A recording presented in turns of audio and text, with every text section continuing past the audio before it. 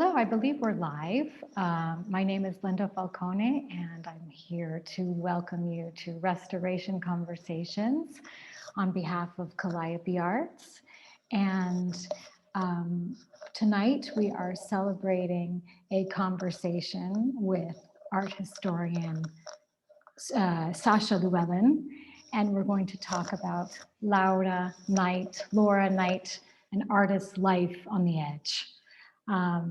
This event is in conjunction with the MK Gallery in Milton Keynes, England, and it's a celebration as well of their show, which is going to be live until the 20th of February. And tonight's program is organized with the Royal Drawing School, whose well-known Wednesday night program has become a fixture for art lovers and artists. And the program is normally curated by Claudia Tobin, who is going to join us at the end of the program for the question and answer session. But it's really an honor to be with you. I know we have a lot of guests from all over the world, from the Royal Drawing School in particular. And Sacha, welcome and thank you for joining us. Thank you, Linda. I'm thrilled to be taking part in this conversation to talk about one of my absolute heroes as a woman and an artist, the great Laura Knight. Yes, we're going to be looking at some installation shots from the show, and we're going to be looking at some close-up views as well. She was a famous artist in her day, and really we can appreciate 70 years of her career. So why don't you take us through initially an overview of Laura Knight and tell us about this artist who said, "I paint today," with a capital T. Well, we could maybe move along to the next slide.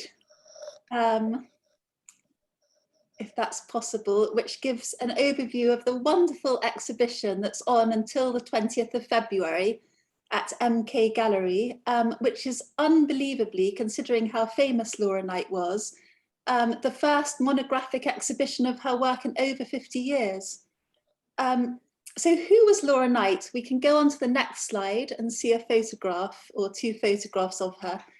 As Linda just said, she was one of the most popular and pioneering artists of the 20th century in Britain. And she was an artist and a woman of many, many firsts. She was the first woman artist to be made a Dame of the British Empire in 1929. She was the first woman to be invited onto the selection committee at the Venice Biennale. But for me, what is most astonishing is how she managed to conquer that great arena of male power, the Royal Academy, becoming first an ARA, an Associate of the Royal Academy, in 1927, and then the very first woman to be elected as a Royal Academician in 1936. And as if that wasn't enough, in 1965, she became the first woman to be given a solo show at the Royal Academy. I have to say, though, she had to wait until she was in her 90s to be allowed to attend the annual banquet, the Royal Academy holding on to that last bastion of male power until 1967. But she was a modern woman who strived to do everything in her life that men could do. She had a public presence that rejected demureness, as you can see from these two fabulous photographs. And she had a forthright and pithy manner and a flamboyant dress sense that included her mannish signature black hat, which she brought from Harman's hat shop in Bond Street, which you can see on the left-hand side. She sought out very public subjects, not just subjects that were traditionally associated with women's art. She painted on 7-foot-high canvases in thick, heavy paint. She painted nudes, she painted the dancers at the Ballet Russe, she painted gypsies at Epsom races, she painted the circus while learning acrobatics herself, and she was an official war artist who billeted down with the troops while she was painting. She travelled the length and breadth of England, and when she was almost in her 70s, she went to Nuremberg to paint the Nuremberg trials. If we look at the next slide, here she is as Britain's #1 woman artist. She was often featured in the press, and as such, she yielded considerable influence in artistic circles. She did so much to forward the cause of women artists. She implored them whenever she could to break the confines of gender roles as she had. She was an absolute celebrity. Here she is alongside all the glitterati at the Royal Academy private view. We've got Prime Minister Stanley Baldwin, the aristocracy, Cecil Beaton. So yes, I think one thing I would just say is that she has suffered, her reputation has suffered because she's been characterized throughout history as a traditional artist, an artist of the establishment, because of this relationship with the Royal Academy. But I don't think that's fair. It's true that she was never part of the avant-garde, but she saw herself as a thoroughly modern painter. "I paint today," she famously said, and her pictures give us an extraordinary insight into the times in which she lived. She painted the curiosities of life around her with observant and apparent joy, and that's how she was appreciated in her lifetime, and I think how we can appreciate her anew today.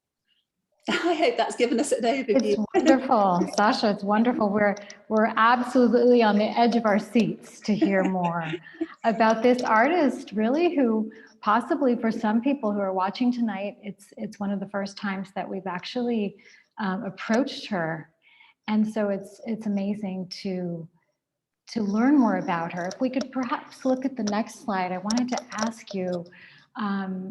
In terms of her painting style and in terms of the themes that she worked with, we have this wonderful beach scene, these by the bathing pool, and it's really interesting to see these human bodies, the riotous sun, as we say. But this was revolutionary because we're talking about the beginning of the 1900s. It wasn't common for women to be drawing nude models, drawing from life, drawing outdoors, painting outdoors, etc. So tell us more about her live models. She was studying at an early age. Well, I think you're absolutely right in citing that the full-length nude was one of the most significant elements in Knight's oeuvre throughout her life, and there's a reason for this.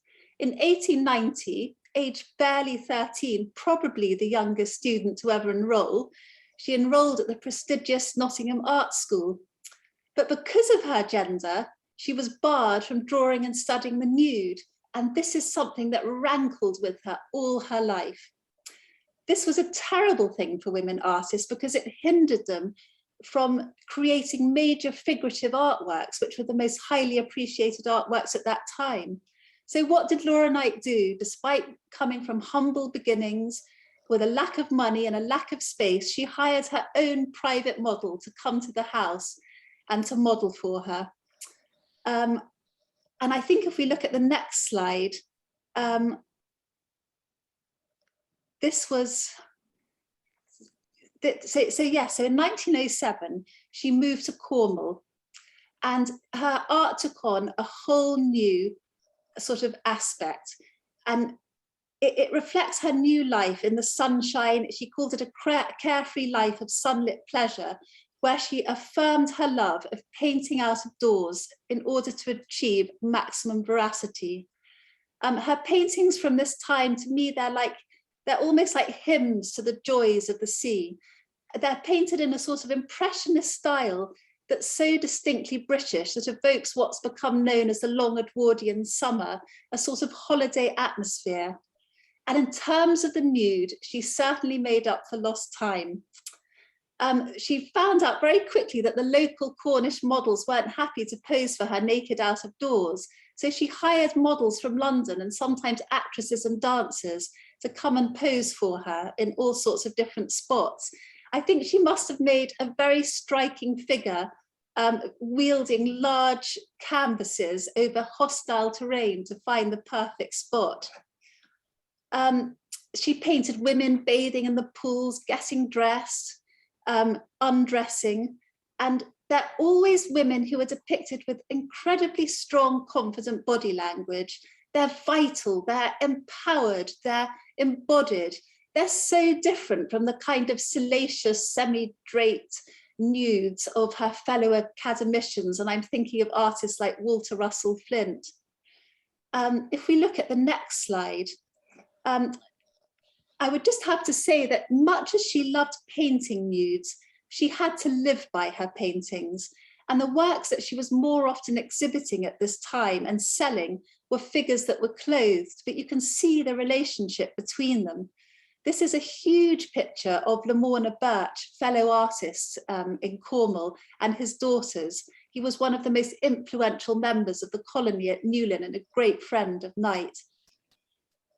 If we go on to the next slide. Sacha, can I just interrupt you really quickly? Sure. I wanted to ask, because I was reading that really the neighbors were a bit shocked by all of these models coming from London and this idea of freedom and of freedom of expression, freedom of creative freedom as well.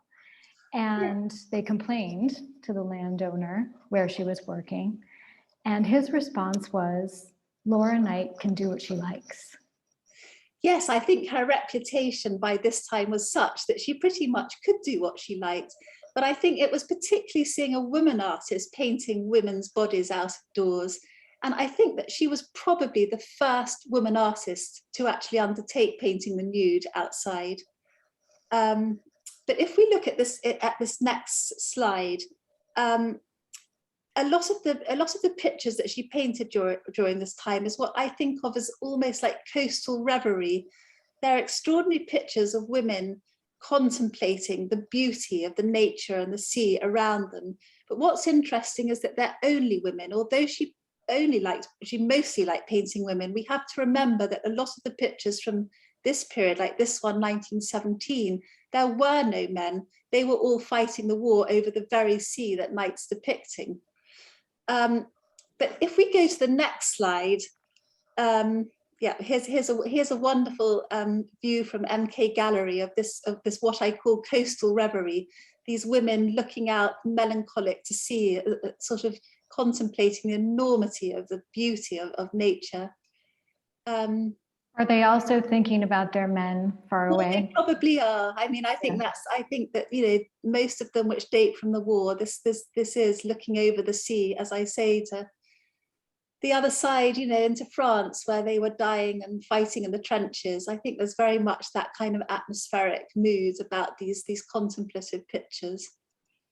They're lovely. And I mean, you think of her with her 6-foot canvas on her head, you know, walking up the cliffs to do it on location, you know. Yes, just incredible. Nothing would stop her. And this whole period, you know, created this love of painting out of doors, which, you know, studio pictures were just never her thing. Painting on the spot, painting out of doors, naturalism, veracity, these became the sort of trademarks of her. The thick of it, painting in the thick of it. Painting in the thick of it, exactly. Yeah, we'll see that a lot in each one of the phases that we look at going through the show tonight. Do you want to look at the next slide, Sacha? Yes, so the next slide, going back to the nude, this is probably the most artistically groundbreaking work that Knight ever produced. It's 1913, it's called Self-Portrait, Acre the Model. And it's a painting within a painting. We see Knight radically dressed, in radical modern dress with her signature black hat, painting her model, which is a friend, Ella Naper, and on the left, the canvas in preparation. And we, as the spectator, feel like we're intruding into this incredibly important working scene. In fact, Laura Knight herself seems very distracted. She's looking out at the canvas as if she's not pleased to have been interrupted. It's painted in these incredibly bold colours, which you can see on the right, kind of oranges and reds and blacks, and it's almost life-size dimensions make it so physically imposing. So it becomes, to me, an unprecedented statement by a woman artist. It's about herself. It's about women's bodies. It's about their sex and their professionalism. She's kind of subverted the nude model as a subject just for the male gaze. And she leaves us in no doubt that the female artist is just as capable of brilliantly painting female anatomy. It's fascinating to me to note the fidelity with which she observes the realistic surface of the flesh tones. You can see the reddened buttocks, the chapped skin, the distortion of bones jutting through taut flesh, the creases in the thighs, all things that in salon paintings or at the Royal Academy would have been photoshopped out. There's none of that kind of thick glamour. And the painting had a few admirers when it was exhibited, but actually it caused a furore, especially amongst those critics who are still so resistant to women's claims to equality. I think the Telegraph called it something dangerously close to vulgar. Right, right. It's so fascinating to think about the reception that it received, and vulgar. And I also remember the protest of women painting women, because women did not imbue their depictions with the eternal feminine, with the charm of the eternal feminine. So it's quite interesting that there was this sort of criticism in that sense. But actually, history has shown that this was one of the things that she is most famous for now, her depiction of women and women's bodies, and as you were saying, the naturalism. But I find it interesting too, if we just look at this slide and these two articles, I'm sorry, can you just go back really quick? Yeah, these two articles side by side. And the one on the right side, The Guardian from 2013, and even just the title, Laura Knight, the Unashamed Illustrator. Laura Knight's portraits were once derided as vulgar and shunned for being too straightforward.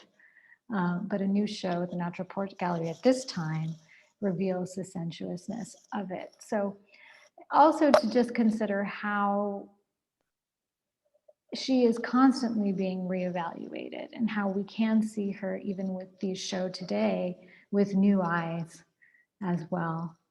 I think so. I think that, I don't think we can underestimate what an extraordinary feminist statement this is for 1913. I mean, and I don't think it was really realized at the time. I think it's as history has gone past that we now realize, in most art schools, women weren't able to paint the model till the early years of the 20th century. So for a woman to paint this, I mean, she's really saying here, women can paint women's bodies, and here I am, and I despite being not allowed to paint women's bodies, look how good I am. I mean, it's just the most extraordinary statement, the most incredible picture.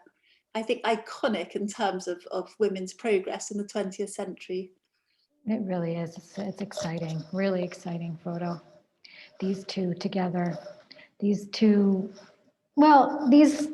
several women together, and us watching. Yes, and us watching, intruding almost. Yeah. Intruding on this serious working scene.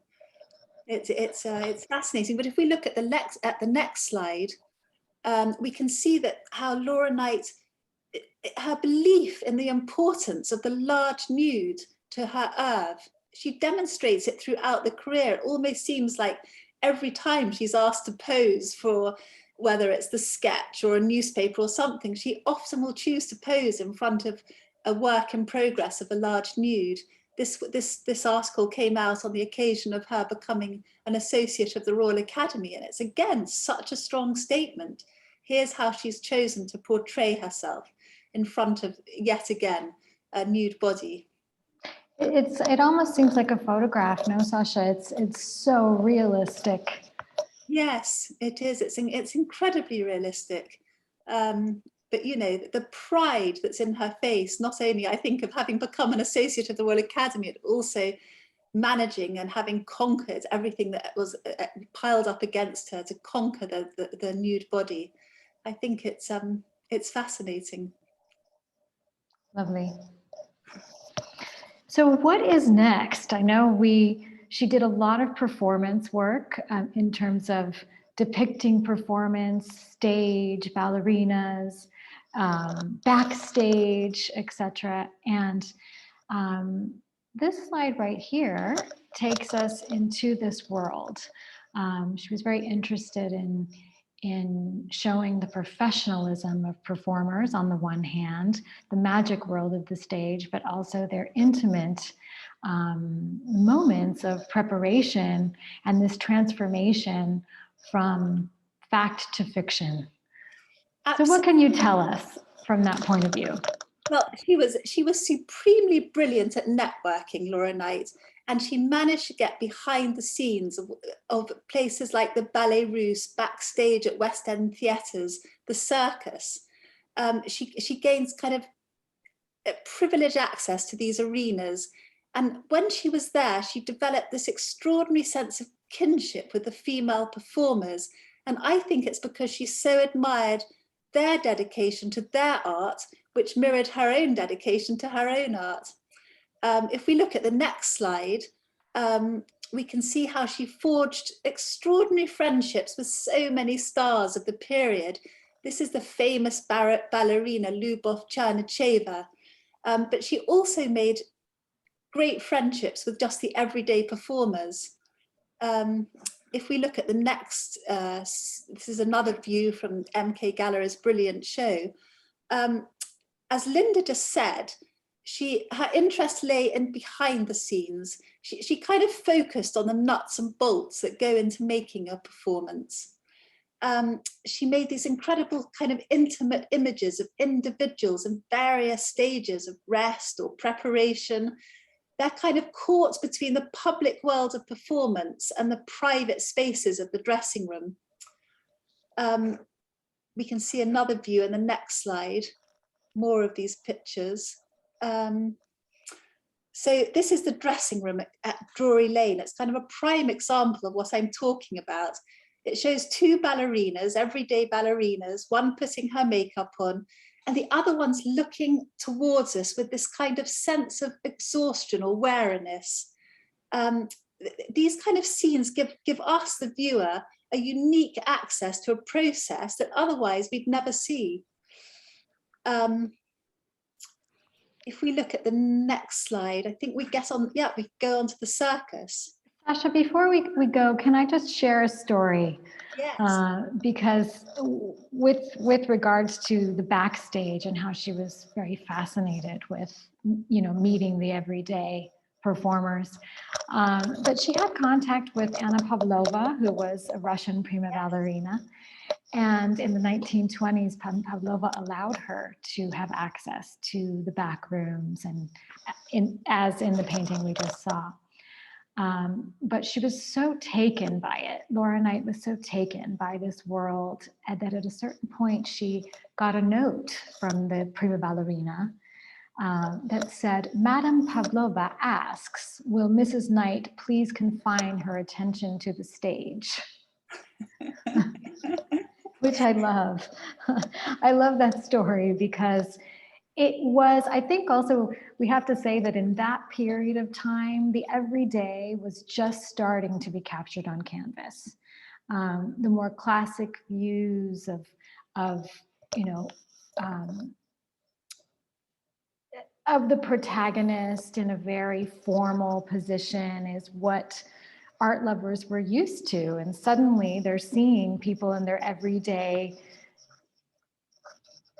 situation. No? And I think you can imagine someone like Anna Pavlova, such a celebrity, such a star, maybe wanting to kind of project her persona as a star, maybe not wanting people to catch a glimpse of what it was really like when she was getting ready in her dressing room. But the fact that she could be so honest with Knight, and I think that's the wonderful thing that comes out of all this correspondence and letters between ballerinas and stars, is this wonderful sense of companionship, of sisterhood almost, that she managed to create with whoever she was painting and drawing. So here we are at the circus, right? And she's thinking of these people as professionals, people Yes. who who risked their lives for, in her words, for a mere clap of a hand. You know?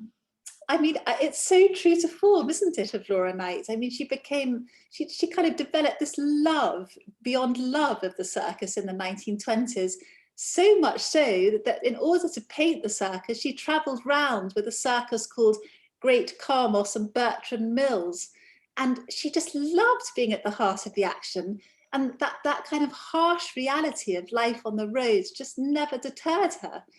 I think she wrote something like, no one in the outside world could possibly understand the happiness and the life we led. I mean, the life we led, she kind of saw herself as part of the troupe. She loved the lights, she loved the crowds, the action, but most of all, like as you said, she just so admired the physical prowess of the performers, particularly the women. You know, she had to work at such speed because the circus happens at such speed. She started painting directly onto canvas without making any preliminary drawings. And this painting that's showing here, it's of a trapeze artist called Ella Ardlety. And I think you can see what I mean. Knight is highlighting that incredible, powerful physique, which is kind of dynamically silhouetted against the spotlight. You can see the way from this picture in which she admired these tough women workers that she referred to as proud and disciplined people. In the next slide. It's funny too, just really quickly, I wanted to remember her husband, Harold Knight, who at a certain point said, remember you are a painter, not a circus performer. Yes, well, I think that she very much saw herself, and I think in another life, I think she said that that's what she would like to have been, was a circus performer. I think she got quite good at doing acrobatics herself during this period. There's actually a wonderful vignette that she discusses in one of her autobiographies, in which she says when a whole group of animals charged the wrong way off the stage, she was almost trampled with her canvases that she was working off of the set. Oh, she would love to have recounted that. She loved it at the heart of it, and if preferably in situations of great danger. Yeah. Exactly. Yeah. But the next slide is very interesting. These are actually two commissions that she received from someone called Major Atherley, who you can see in the portrait on the right, and he was a fellow circus enthusiast, and he wanted these pictures to show every single performer of Bertram Mills' circus. Unfortunately, when they were exhibited, they were lampooned in the press as kind of Ola Podrida of the circus, and Knight herself was very unhappy with the end result, because for once this wasn't a true scene. It was made up from numerous sketches of all the different performers put onto one canvas. In fact, she disliked it so much that when it came to her great 1965 exhibition at the Royal Academy, she wrote to the organisers and said, please don't include this picture. And I think this is a wonderful vignette to show how much she valued veracity, truthfulness in her canvases, that what we are looking at is what was happening. And I think that she had to accept commissions like this because they were remunerative and she needed money. But I think it's interesting that this is quite a rare example of a picture, a sort of fantasy picture, rather than something that she was actually looking at. It's fascinating, really fascinating. Do we have some drawings next, Sacha? I know that, oh, here we are. So I know that our audience, particularly the Royal Drawing School, will be interested in hearing about some of her drawings. She was very interested in making her pencil speak. And so what can you tell us? What are we seeing? Well, drawing was important to Knight her whole life, that's for sure. I mean, she learned drawing at art school. Some of the drawings that she made, she considered as finished works in their own right, like these two examples here. And she signed them and she gave them titles. But on the whole, she used drawings to serve as inspiration and reference material. If we look at the next slide, oh yes, this is another example. of a drawing that would have been considered a finished drawing. But if we look at the next slide, this is the kind of drawing which would have been an aide-memoire for a bigger painting. She was never ever seen without her sketchbooks, and so I think there's the kind of methods that we see. You can see that her paintings sort of come out of a graphic sense. You can almost see her paintings like coloured drawings. Her two favourite mediums were pen and ink and charcoal. Both of these allowed her to work up contrasts of light and shade that was so important to her drawings. But she also actually worked on a very large scale sometimes. We're going to see later on for the Nuremberg trial, she produced full-size cartoons in pencil. The next slide is fascinating because this really shows you how important drawing was, because there's almost 77 years which separates these two works.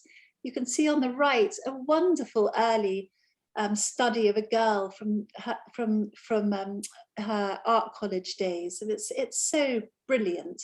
And then on the left you can see a portrait that she never finished because she died in 1970, but you can see how she's applied drawing straight onto the canvas and she's now painting over it. It's a wonderful way of seeing her working method, this unfinished work. 70 years. 70 years with a pencil. So here we're in what I really consider the core of her work, her war pictures. And it's probably one of the themes for which she was most famous and most recognized. And they really became iconic from the very beginning, from when she started to produce these works for the War Artist Advisory Committee. And they were used as propaganda pieces in a lot of cases. So what can you tell us about her war pictures and the iconic women in the war effort? Because really it was a time in which women were having finally access to a lot of professional spheres that they hadn't had access to before the war. So what can you tell us about this realm? Well, I think the World War II was an interesting time for Knight because it resulted in a sustained period of patronage. As you said, the WAAC, or the War Artists Advisory Committee, just to explain in case anyone doesn't know, this was set up by Sir Kenneth Clarke in 1939 to provide a pictorial record of the war, and many of these pictures were also used, as you said, Linda, for propaganda purposes. But in terms of women artists, and a very small proportion compared to men artists were employed, but they were told to work exclusively with subjects which the War Artists Advisory Committee thought that they were compatible with, so portraits of women and women workers. And Knight, of course, relished this opportunity of provided by these commissions. In the next slide, we can see that she travelled all over Britain at this period, to factories, workshops, airfields, because she wanted to witness at first hand this incredible work that women were doing to help with the war effort. She set up her paints on workbenches, and in her autobiography, she describes how she was often showered with sparks from the machines, how she endured these situations of great danger, noise, claustrophobia, but she just relished being at the heart of the action and meeting these incredible women. There's a very funny anecdote, actually, that when she arrived in one factory, she heard that there were bets on the factory floor that she wouldn't last out the day. In actual fact, she lasted out 6 weeks and everybody lost their money. But she said that's what made me stay. That's what made me stay. That's what made me stay, exactly. Nothing would ever make her leave a situation like that. But we can see in the next slide the sort of paintings that she was producing. This picture is just incredible. It shows the vital role of women working with barrage balloons. In her autobiography, Laura Knight calls them colossal silver toads. And here we've got women workers hoisting up a barrage balloon. But also, if you have a look at the woman on the right, this is a woman who has a role of authority, which would have been unseen of before the war. So she's depicting every type of woman. And in the background, there's this incredible industrial scene, which kind of frames the sort of strength and magnanimity of this extraordinary picture. But she captures the dance here as well. I mean, you can really see that she was trained with dance. I mean, there is a unity of movement. They're working as a troupe. There are a lot of things, even just physically, that she's representing as well. No? Yes, I'm absolutely sure that her experience, especially in the circus with the trapeze artists and the theatre, would have held her in such great stead to produce these large-scale compositions. But you're right, there is a theatricality. There is a kind of, I hadn't thought of it like that, Linda, but you're absolutely right. There is a kind of dance of the workers going on here. Yeah. That's lovely. We know her, Ruby Loftus. Yes, this is definitely the most well-known and famous picture in its lifetime and subsequently to come out of all these war commissions. It shows Ruby Loftus, such a wonderful name, operating the most dangerous machine that you could possibly operate in the production of armaments. One false move and it could turn out very, very ugly. Knight exhibited it at the Royal Academy in 1943, and it was immediately voted Picture of the Year. And the next day it appeared in over 8 British newspapers as an illustration. It then featured in a British Paramount News short film, and it was reproduced subsequently as a poster for factories up and down the country. I mean, Ruby Loftus literally became a poster girl. This was used for propaganda purposes because it shows so perfectly the sort of amazing, the amazing bravery and the amazing skill of these wartime women workers. And you can see a whole lot of them as well in the background, working on these machines.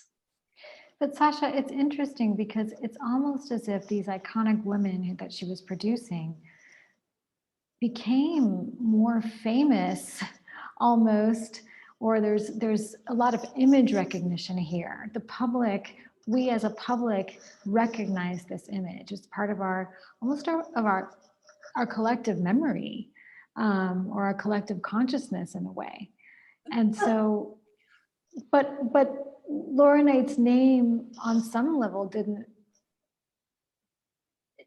her fame didn't last comparatively, right? With what she lived during her life as one of the most foremost artists. And yet we have her images that are part of our lives. Yes, well, I mean, I think it's 2 points, really. I think the first is that she was giving fame and she was giving visibility to these women workers who otherwise were hidden on the factory floor. People knew what an amazing job they were doing, but she's actually putting a face to these names, actually allowing people to associate with these incredible women. And yes, Ruby Loftus herself got dressed up and went to London to be filmed as well in front of the picture at the Royal Academy. So that's, I think, she wanted recognition. She courted the press, Laura Knight, and she wanted the same recognition for these women workers. And I think the second point is, yes, these images, maybe some of these images are more famous than Laura Knight herself. But I think that partly thanks to this wonderful exhibition at MK Gallery, I think that's being addressed, and we are starting to learn much more about Laura Knight, the artist. There was a story with Ruby, and she was explaining how Laura Knight had spent the whole day drawing sketches of her, and finally she chose her favorite, the one that had the most go. Exactly. And that's what she reproduced as a painting. So. Yes, exactly. That's what she would have wanted everyone to see, the kind of extreme version. And you can see the concentration. I mean, it's just so beautifully painted. It's just the machine, the women in the background, the kind of levels of concentration, the bravery, but also but also the femininity, also the womanliness of Ruby Loftus. It's as if, you know, nothing is too difficult for these women workers. We don't have to make them into men. These are just incredible women in their own right. Mm.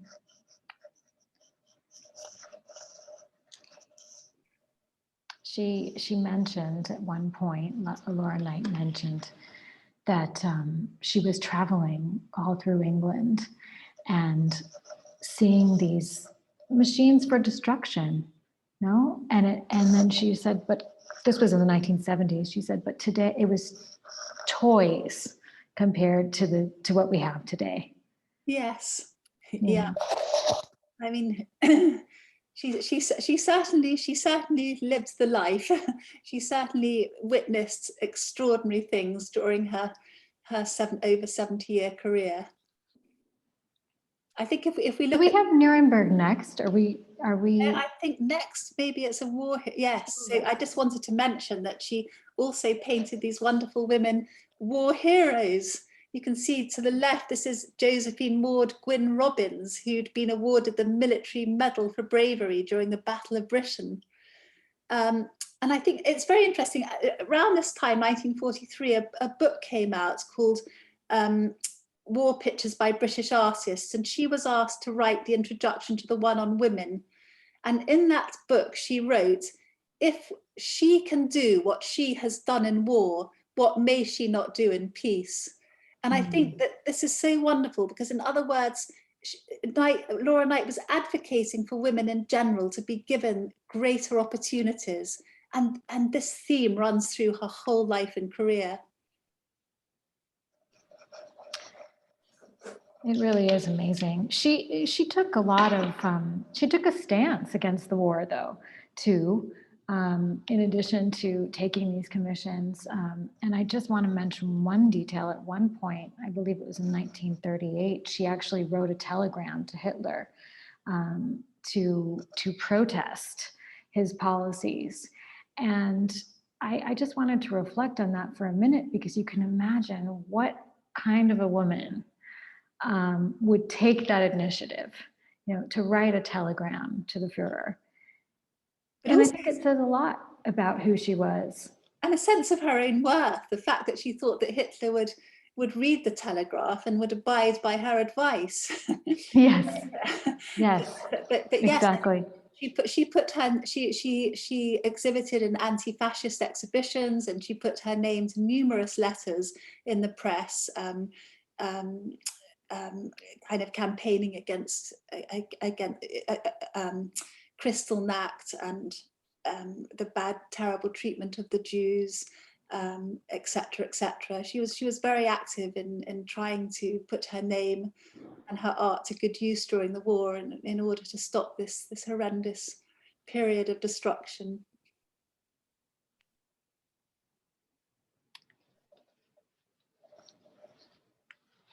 Here we have the Nuremberg Sketches, 1946. And really, this was possibly a work that Laura Knight wanted to be her magnus opus. What I find most interesting about it is, at one point, when they started to organize the Nuremberg trials, she asked the War Committee, the War Advisory Committee, is someone going to be documenting Nuremberg? And she said, I really want to. It'd be a wasted opportunity. It would be a pity if nobody were to record it. And so she got the commission for one picture. Can you tell us more? I think you're right. I think this picture seemed to Knight like the most significant commission of her entire life. She was going to be a witness to and a recorder of a landmark historical event of enormous importance. And you have to remember that she was approaching her 70th birthday at this time. She got on an aeroplane for the first time in her life to Frankfurt, and she spent 3 months observing these trials. She was given a US broadcasting box above the courtroom, and she said she felt incredibly at home because it felt to her like a box at the theatre.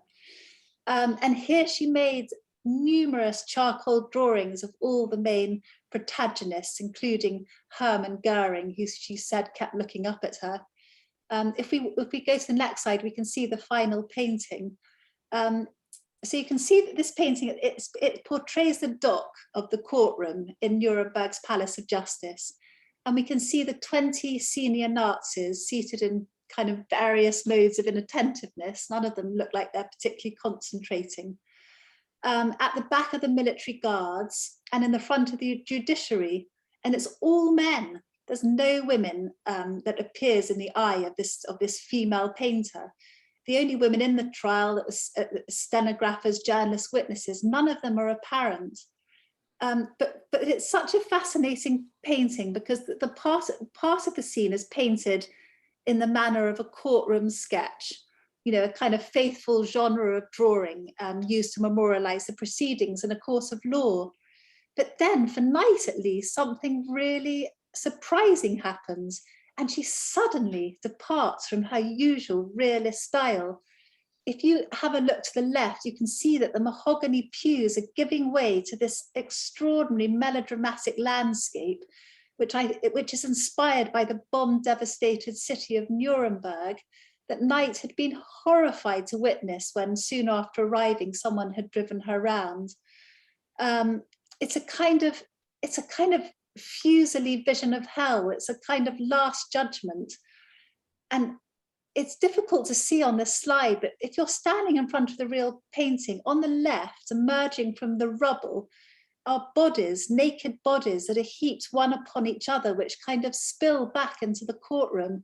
There's even a disembodied arm, which is coming back onto one of the tables to rifle through the papers of a courtroom official. And Knight kept a diary during this whole time, and in it she just wrote how deeply affected she was by all that she saw, by all that she heard during these months, and how in her mind she needed to find a way to express all this beyond her usual kind of realist representation. She needed a way of the viewers understanding the dreadful consequences of totalitarian power. But you know, a question arises: who are the bodies? Were they the victims of the Allied bombing, or were they the victims of Nazi terror, whose emaciated forms had been captured in 1945 by photographers, filmmakers, painters on the liberation of the concentration camps? In any effect, the WAAC were very confused when they saw the final painting, and Knight had to write to them to justify this aspect of it. And she wrote, they had to come into the picture. Without them, it would not be the Nuremberg as it is now during the trial, when the death of millions and utter devastation are the sole topic of conversation, wherever one goes, whatever one is doing. Sacha, I wanted to go back and think about her in the box, looking down and listening to all of these horrors. And I wanted to share a quote in which she says, "I can never forget the agony that would seize me, an onlooker alone in that box." Yeah. And just to think about that, to think about what it would have felt like to be the one person documenting this, not only the historic event of the trials, but as you wonderfully explained, everything that was behind it. And also reflect upon the fact that really, because it was received with such criticism, as usual, because on some level we see on many occasions, you have the Royal Academy sort of receiving in muted tones some of her more revolutionary work. But she had difficulty merging, you know, the realist courtroom sketch with what she calls a symbolic part of the painting. She calls it the symbolic backdrop. Yeah, yeah.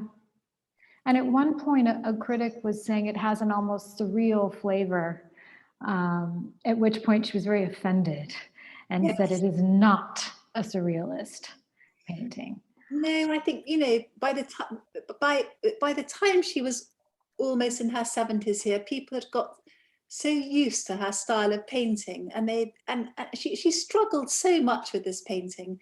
I think that you know, she wrote a lot about her working methods and her paintings and the subject matter, but this painting, she just struggled so much, and she wrote back to her husband Harold about how she felt that she wanted it to be closer to a Stanley Spencer than a Frank Salisbury, the kind of picture one dreaded so much. And you can see the problem if she'd just drawn this faithful courtroom scene, you know, the men in suits, even if they're men that, you know, people were interested in seeing, and the judiciary and the military behind, you know, it would have been a very boring scene that would have told us so little about the Nuremberg trial. You know, there were photographers to photograph, there were people drawing and journalists describing, but she wanted to evoke this horror. And interestingly, a few people that had been in the courtroom hugely appreciated the picture, but for people that hadn't been witness to the proceedings, they just couldn't really understand it. They just felt she'd gone one step too far. And I think that must have been a terrible sorrow for her, because as you said, she considered this to be her magnus opus. Yes, I mean, we're a little bit over time, Sacha, but it's fascinating. We could listen to all, we could listen about Laura Knight all night as well. I know we have one more photograph about the Gypsy community, and she was very interested in sort of marginalized community, or being not so much on the mainstream, and representing, as you expressed earlier, all different realities, all different human realities, etc. If you want to just tell us a little bit about this series, and then perhaps we can invite Claudia Tobin in to help us if some viewer has some questions for you or wants to know something more. Well, I'll be brief about these pictures, but she did produce over 60 gypsy-related canvases during her lifetime. She first met them at the Epsom races, and she became sufficiently friendly with these communities, with these Romany communities, that they actually invited her back to their camp at the Common in Ivor in Buckinghamshire. She wrote very romantically of the time she spent with these gypsies. She admired the way they lived and their travelling life, the brightly painted wagons, the brightness of their clothing, the floral patterns, their gold earrings. But they are sometimes criticised as stereotypes. But I think we need to remember that she really got to know her sitters well, and felt a long life respect for them. If we just look at the last slide, this is a kind of typical picture where maybe there's a romantic air, but actually she's contrasting the resigned, weary appearance of the older woman who's got her hand out, I don't know, begging for alms, or maybe asking for money because Knight did pay them to pose, with the kind of younger woman who's got this sort of air of reserved suspicion. But what's interesting is that this isn't a kind of 19th century romanticized view of gypsy life. You can see in the background, you know, Knight wasn't afraid of modernity. In the background, there's this whole lineup of Bentleys and Rolls Royces. And this gives us a very kind of uncomfortable feeling. It's a kind of, it sort of gives us a kind of understanding of the inequalities that existed, you know, between the kind of wealth represented by those expensive cars and the life of the Romany communities. I think Knight kind of allows these kind of frictions into these works. But one thing that's interesting looking at the Rolls Royces is she actually set up a studio in a Rolls Royce to paint these communities. It had a high enough roof, so she went round in her Rolls Royce, which she was lent during the week, with her palette and her canvases, actually painting them from the window on rainy days. That's an idea for all of the artists in the room. No, all of the artists tuning in tonight to set up a studio in a Rolls Royce. Rolls Royce. Yeah. Well, thank you so much, Sacha. It's been wonderful to follow you in this segment of the program, and just wanted to invite Claudia on. See Claudia pop on. There you are. Hi. Thank you both so much. What a stimulating and wide-ranging conversation. Yeah, real delight to have Laura Knight's work and ambitions brought to life in such rich detail, and particularly for those of us who haven't seen the exhibition yet or won't be able to. So that was wonderful. And I think, yes, Linda mentioned, we've got a few minutes if anyone would like to ask questions. There's a couple of things I picked up on in the chat or in the Q&A box, but if you've got a sort of burning question you've been thinking about through the conversation, then post it now. I wondered, I was really struck by her depictions of female solitude and reverie. I think you described them, Sacha, wonderfully as coastal reveries, and those paintings of women gazing into the sea. And it felt like there was a relationship between those works and I suppose the kinds of concentrated looking, the sort of scrutiny that represented in her later paintings of women engaged in wartime work, where they might be scrutinizing a machine. There's a sort of intensity of vision, and I just felt, yes, she really celebrates and represents that quality and intensity of looking, doesn't she? And in different settings, really radically different settings. Modern women can kind of move between both. Looking and being looked at. Yes, that too, of course. Yeah. Absolutely.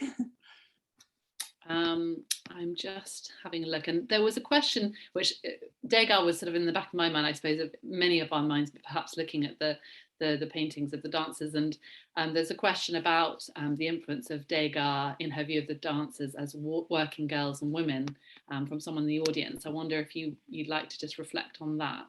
Yes, I mean, she was very clearly aware of Degas' work, but I think that there's in a way so much more as a woman and as a working woman, there's so much more understanding of these working women. I mean, as I said before, I think she admired them because they were hardworking, skilled women, which mirrored her own life as an artist. And I think there's a wonderful romanticism in a way with Degas' work, which maybe is different with Laura Knight. You have this real understanding of sisterhood and kinship, and their bodies are much more muscular and kind of drawn with so much more veracity. But she was clearly aware. I mean, it's not a genre that was in any way new to Laura Knight, but she made it her own. Yeah, that sense of the practical as well was yes, clearly there. Thank you. Yes, there's another question. Margie from Margie. Laura Knight was determined to make a living through her art. Did her pursuit of commercial opportunities affect her reputation as a serious artist? Oh, I think it depends what you mean by commercial. Yes, she was a woman artist and she had no private means. She was from a humble background, so she had no choice but to make a living from her work. But she was incredibly ambitious and she wanted to compete with the best of them, with the best of the men out there. So one measure of success was being in demand, which I think also buys into this whole idea of commercial. But it is true that people have historically criticized her paintings for maybe being too chocolate box, bright, breezy, impressionistic, the sort of paintings that could sell easily. But I don't think we should really criticize her for that. I mean, that's a version of her oeuvre, but this edits out so many pictures that we've seen today that are not at all easy on the eye or particularly commercial. The pictures of clowns or the Nuremberg trial or pictures of backstage. I mean, I think that that's definitely something she suffered from that we ought to correct. Yeah, I really enjoyed that discussion of the trials and that sort of ambivalence of the witness, the sort of complexity in that painting. Yeah. I'm just looking through other questions. So of course you've covered a great deal in the space of an hour, but one of our listeners has brought up Knight's landscapes and feels there's an omission there. Living in Worcestershire, Linda Averill says, I'm very aware of her wonderful depictions of Malvern landscapes. They are wonderful. Do you agree? I completely agree. And I came across a contemporary quote recently calling them Laura's lyrics. And I think that that's absolutely right. And we would love to have included many more aspects of her work. But I would just say that, you know, I'm holding it up here, this fantastic catalogue from MK Gallery, which has got some brilliant essays and is a wonderful illustrated catalogue of the exhibition. And I would definitely suggest also reading Laura Knight's own autobiography. She produced 2 in her lifetime. We'll just show these: Oil Paint and Grease Paint in 1936, readily available, it's been reprinted, and 1965, The Magic of a Line. And any gaps that we've left, you would do well to read them in her own words. They're incredibly readable books. They give a wonderful insight into a woman artist working throughout the 20th century, but also an extraordinary insight into the times. Oh, well, thank you so much. That feels like a brilliant way to end, sort of giving us a reading of the library of Laura Knight. But yes, I just wanted to say thank you again, both to Linda and to Sacha, for a really, really wonderful conversation and inspiring evening. Thank you. Yeah, it's been a pleasure. Firstly, to Sacha for everything that you shared, to the Royal Drawing School, to Calliope Arts, to MK Gallery. We have so many wonderful friends and partners. Definitely, I wanted to add my admiration for the catalogue. The catalogue is really well done. And so see the show. It's not far from London. And thank you so much to everyone for this wonderful opportunity. Thank you.